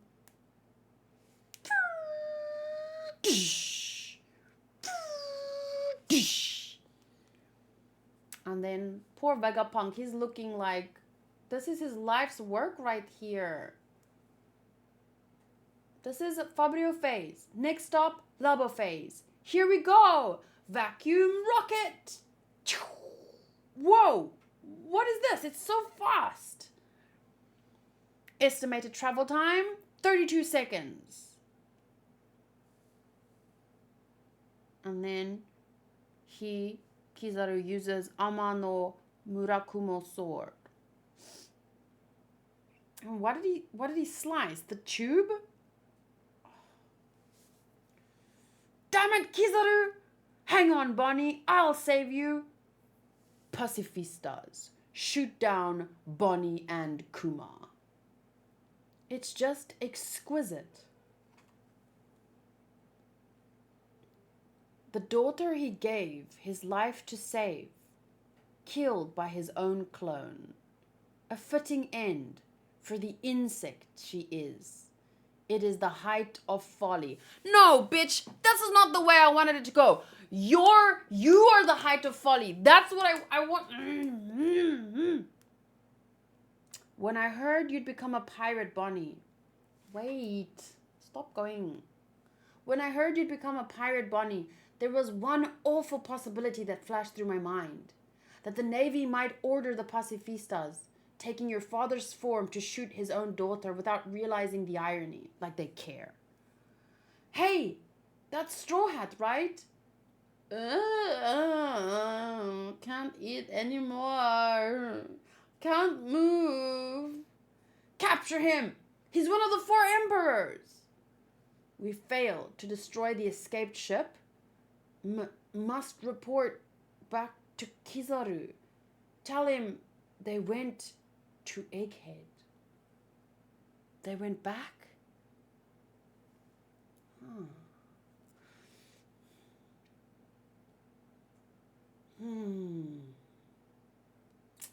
The height of folly. Ugh, his face is the height of folly.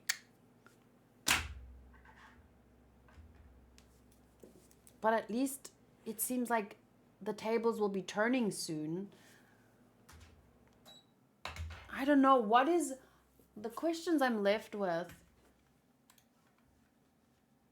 after chapter 1140. 5.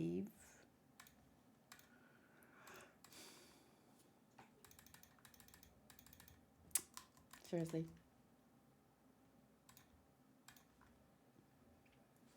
1105.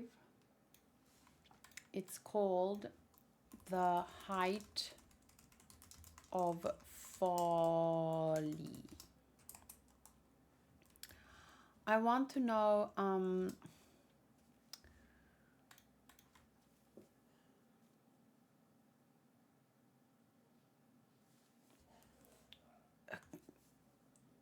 Vegapunk said there's something on the island for humanity, and what is I mean, obviously Vegapunk would want to protect the whole island. I mean, there's so much tech there, so much research, so much, but it seems to be more than that. There seems to be something specific. Let me ask, is there something specific that Vegapunk wants to protect on the island? Why did the escaped ship turn back? Obviously to help, but I wonder how they could help.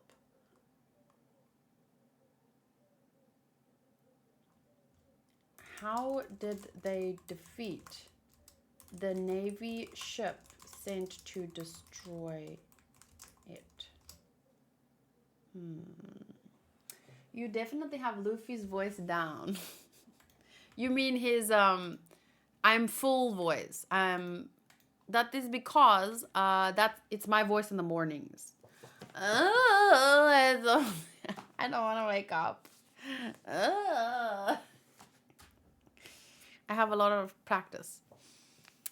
Wow, that was some really, really emotional chapters.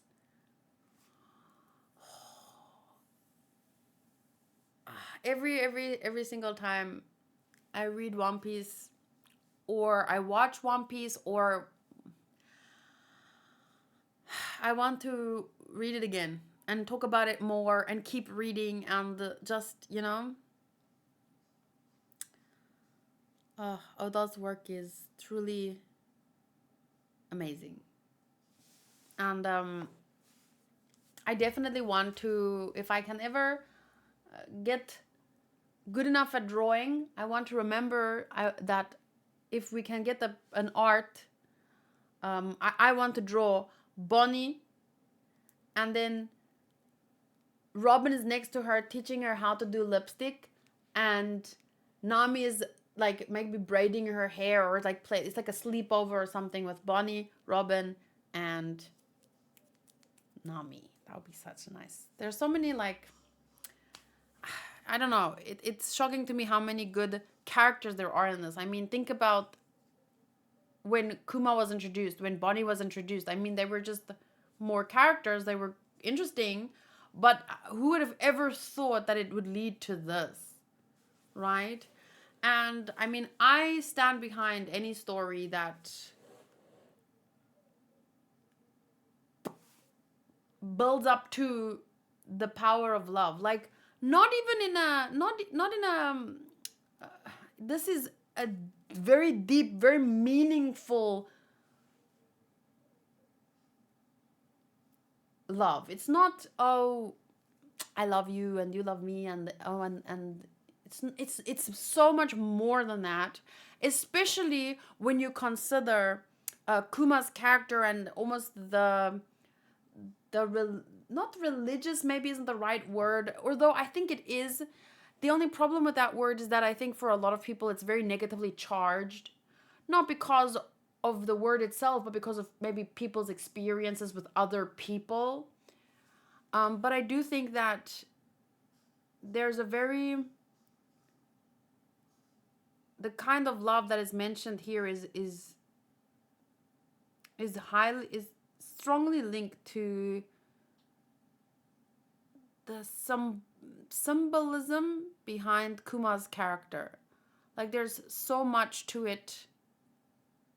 And then if you take that, the power of love itself, the deepest meaning that we can conceive of, then you combine it with Vegapunk and his science and the fact that his theory is that devil fruits came into existence through people's desires for it, which links to quantum physics, and then bring it back to love again. It's like it's full circle. This arc really has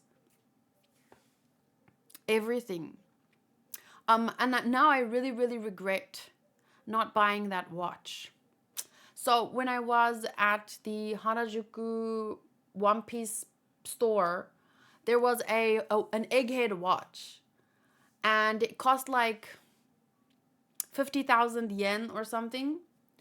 And I thought to myself, like, okay, this wasn't in my budget, but this seems like it's like for me the equivalent of buying a Rolex, but way more expensive than a I mean, a Rolex is way more expensive, but it's like in my head because I would never buy a Rolex. But my point is, it's that kind of. I just wanted that watch, but I didn't know. I mean, Egghead wasn't that far in at that point, so I was like, if it was a Wano watch, I would buy it. But now I really regret not buying the Egghead watch.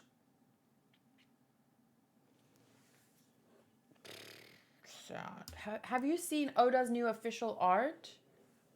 Where? What? Of what?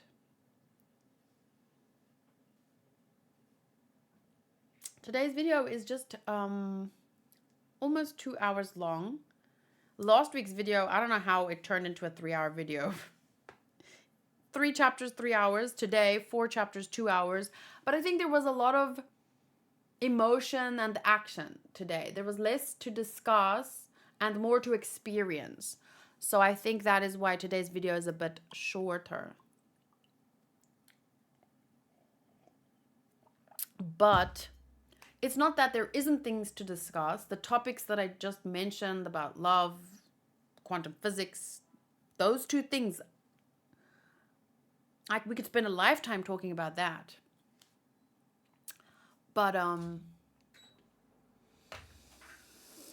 yeah, not for a video like this. I mean, I can't really thoroughly discuss things I don't understand. But with these kinds of topics, I have tried to learn a little bit, but more often than not, I end up feeling, you know how I can use electricity without understanding how it works? It's kind of like that. Let's just leave it there. So, I'm very happy that you could join us today, Panya.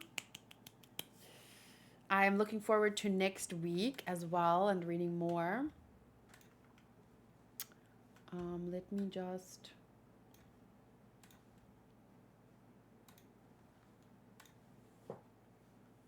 we read up to 1,105 today.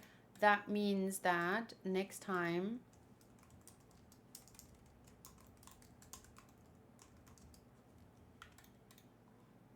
Next time we will start with... wait. Stop. 1,106 to 108 or 109, depending on how it goes. Maybe someone can post it on your Discord. Maybe someone did. Ooh, that's scary. Come on, I'm gonna roll HA to see if I can get a Luffy key. Luffy key. Luffy key. Luffy key. Luffy key. Huh?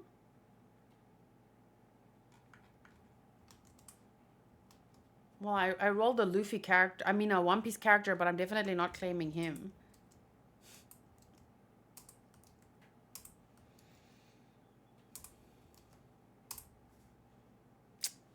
Dang. Who has Bonnie? I think Ray has Bonnie. Manga. One Piece.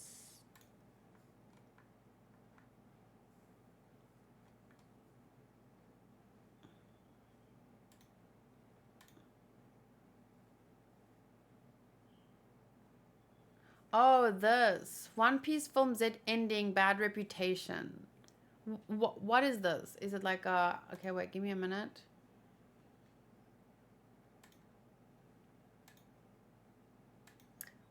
Huh?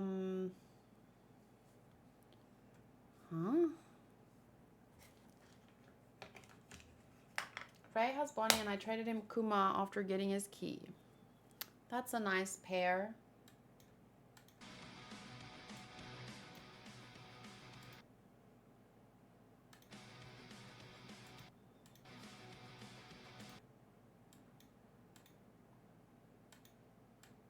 I don't want to... What is this? Is it like an alternate ending or is it just... These are them as kids. Okay, we have Sengoku, Garp, who looks a hell of a lot like Luffy. Yeah, he does. Willie's gonna deliver today. So, are you gonna go? Are you gonna get checkers? Oh, Kiji. No, checkers can only deliver between 6 and 7. It's 4:20. So your point is they can only deliver between 6 and 7. Oh, you mean like PM? Yes. Oh, I don't know. Oh.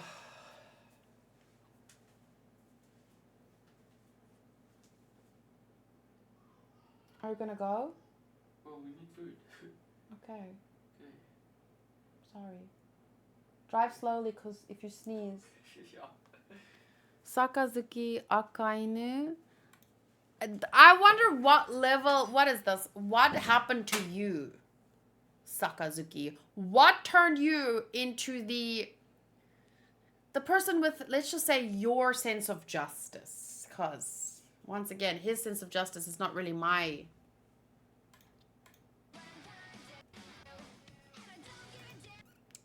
Borsalino Kizaru. Aww, so cute. See, look at him. Look at him. Out of the three of them, look at him. There's something more. He can't just. Jinbei.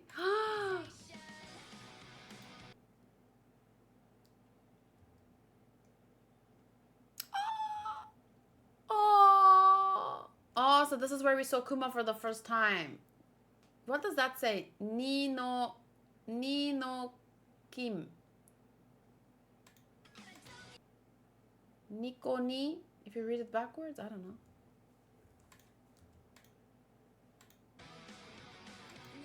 This looks quite sad.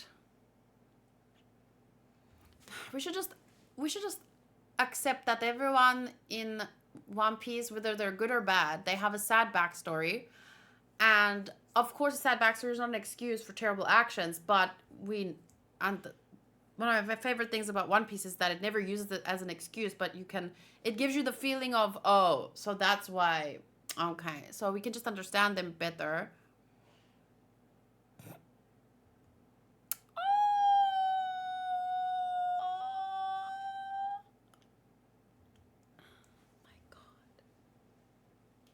My thoughts are with poor Saint Charles. He seems don't like not sleeping. Oh, right, because he's spending the night alone by himself. Apu! Was this the official song that was going to be used, or is this like a...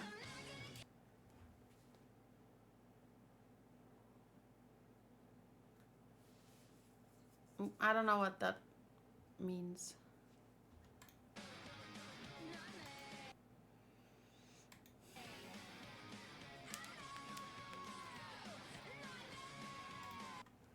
Where was unclear justice referenced? He kind of looks like he and Frankie could be best friends as kids. But like, angry best friends. This was before Dressrosa.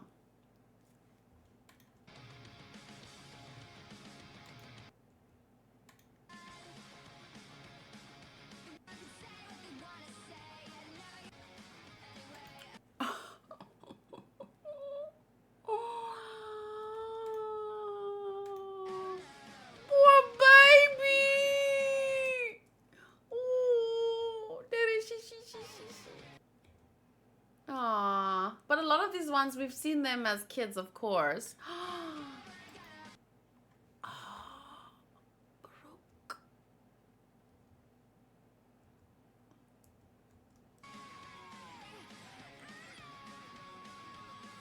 That's very, very cool. So wait, did that not make it as the ending, or what happened here?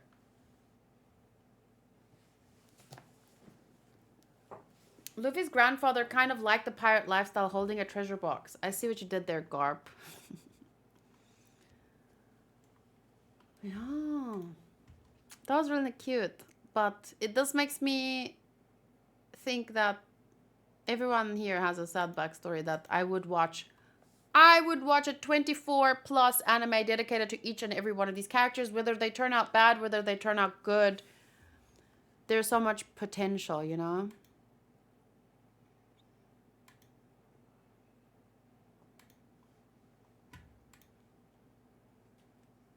It was the end credits for the movie Z. Oh, so wait, was it not in my video, or did I not listen to the ending, or what happened? Why I never saw that? Damn, Brooke can't make a skull joke as a kid. He probably had some other kind of joke. So yeah, as a kid, he couldn't. We were talking last week about Blackbeard and how Luffy and Zoro refer to him as it's them, it's they. And maybe, yeah, he could never sleep because of the two. I don't know, and the one is. But that makes me think if he never sleeps, but the one sleeps when the other one's awake. So physically he doesn't sleep, but we've never seen his personality show a difference, right? But we've only ever seen him during the day. So maybe he has a day personality and a night personality. Because I feel like if there was two, we would have seen the other one or had hints of it, unless we've only ever seen him during the day and his other self. Maybe he has a good version that's awake at night when he can't do much. That would be so interesting. Each of the admirals have their own type of justice. Absolute, lazy, and unclear. It's from the One Piece wiki. I feel like if you were here during the manga read along, maybe you'd have an idea of how I feel about Kizaru's justice. I can't really summarize it right now. You just have to read or listen to my videos. We have seen a little change in his personality at the Jaya bar scene. Yeah, maybe I'd have to rewatch it to really. Okay, so here is the official art.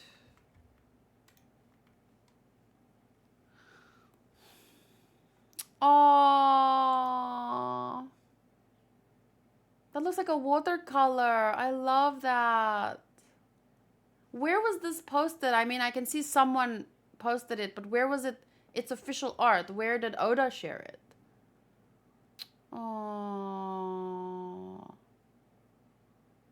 this will never be. They'll never be happy and together eating pizza. But I want it. In a One Piece magazine. Seeing Kuma smile makes me want to cry. Having them together, because he never could have this family. He was happy with Jenny for a while, but he didn't want to risk her life by actually involving himself with her. And then she was gone, and then it's very, very, very beautiful.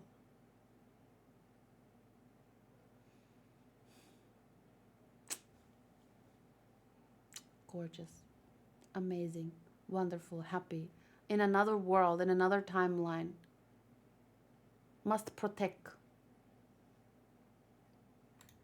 I'm not sure if I should tell you this here, but I think this art should not be available yet. Oh. So someone leaked it?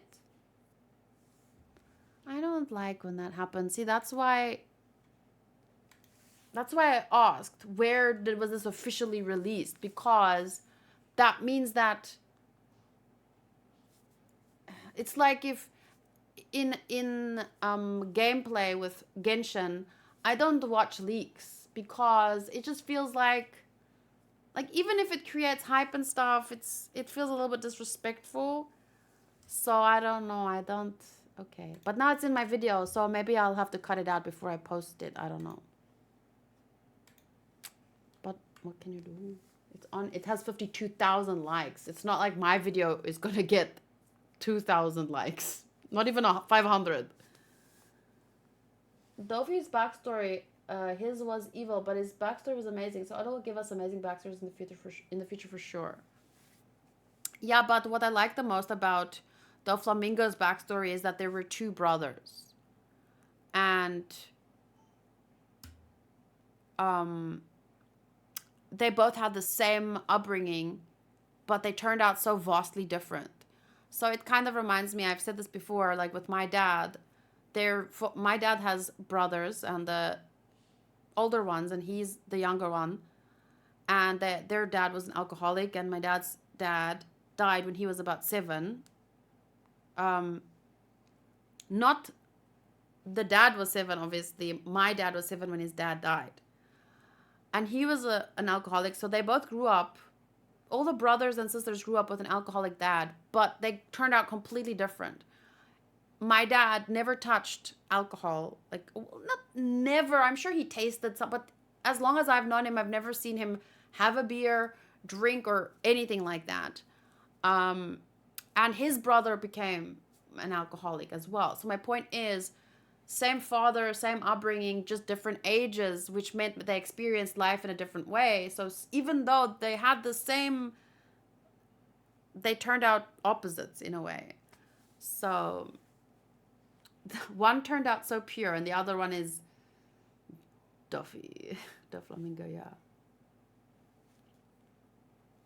I didn't know it was a leak. I see the art everywhere, like the Kaido and Big Mom art. Sorry. Yeah, it's not, there's nothing you can really do except at least say, okay, this is leaked. And I don't know, but how do you know? Like I said, I just instantly knew when I saw that the person who posted wasn't a Toei account. I knew. But what can you do? The best you can do is, when the art does come out officially, support it even more. Share it again. You know, buy the magazine. That's all we can really do, I guess.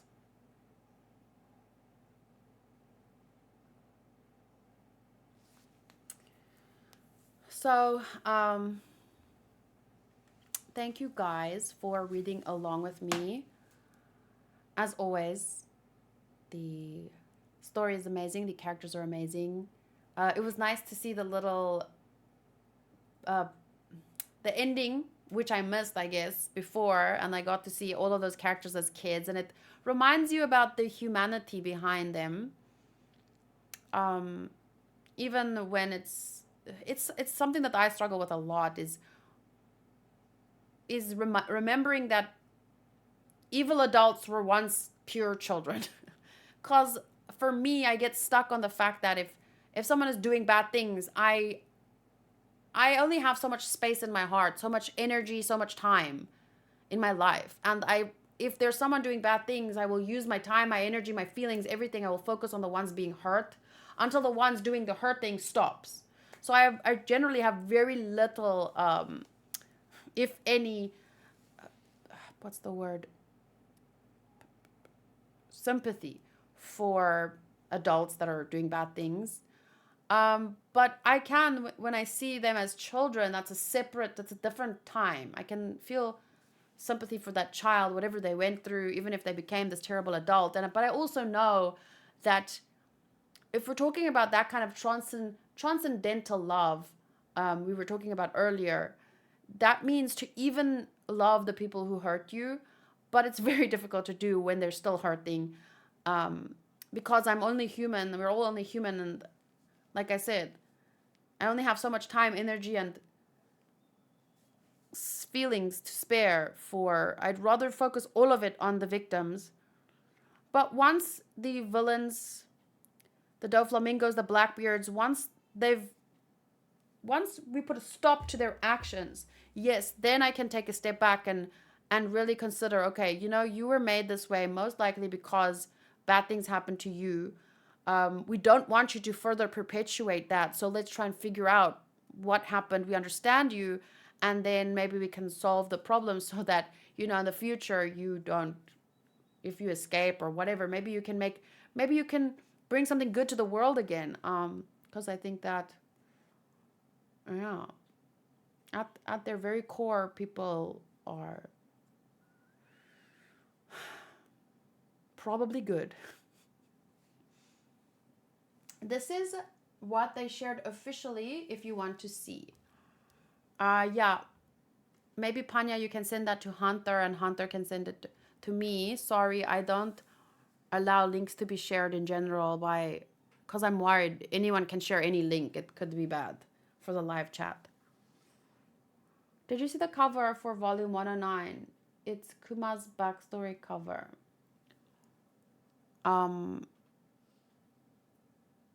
What chapter? I don't have volume covers. I have up to 99. So, and even then, I'm a little bit sad I was buying these omnibuses because I don't get the full cover. I get it like the. So I'm a little bit sad, but that's how I started. So I'll finish it that way probably. Doji sent it to the One Piece manga chat. No, Hunter, no. That was the leaked one. Panya is sending something different, the official. Sorry, I'm not seeing anything else that Doji shared except the leak. Or Panya, you can send it to me via DM.